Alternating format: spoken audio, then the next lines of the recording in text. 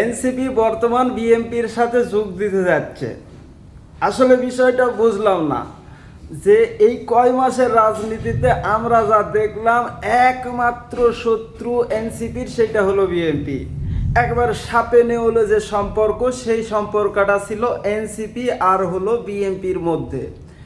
যেটা দেখালো যত রকমের বদনাম, বিএনপির যত রকমের বদনাম দুর্নাম এ টু জেড, একেবারে বিএনপিকে কিভাবে শেষ করে দেওয়া যায় এইরকম একটা পরিকল্পনা ছিল এনসিপির কাছে। মানে বিগত সৌরশাসকের সাথে বিএনপির যে সম্পর্ক ছিল, সেই সম্পর্কটা ছিল এনসিপির সাথে এই কয় মাসের রাজনীতিতে। এই বর্তমানে এসে এনসিপি এখন বিএনপির সাথে যোগ দিতে যাচ্ছে। বিএনপির সাথে যোগ দিলে এনসিপির কি লাভ?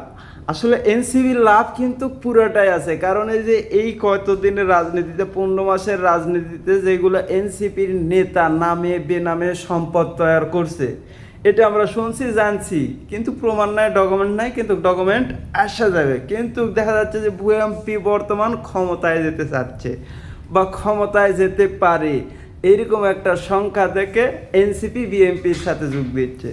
তো এনসিপি যদি বিএনপির সাথে যোগ দেয়, বিএনপি কী পাবে? বিএনপি আসলে কিচ্ছুই পাবে না। দুর্নাম বদনাম ছাড়া আর কিছুই নাই। বরং আগামী দিনে যদি সরকার গঠন করে বিএনপি, ওদের বদনামের কারণে বিএনপির ফুল বদনাম হবে।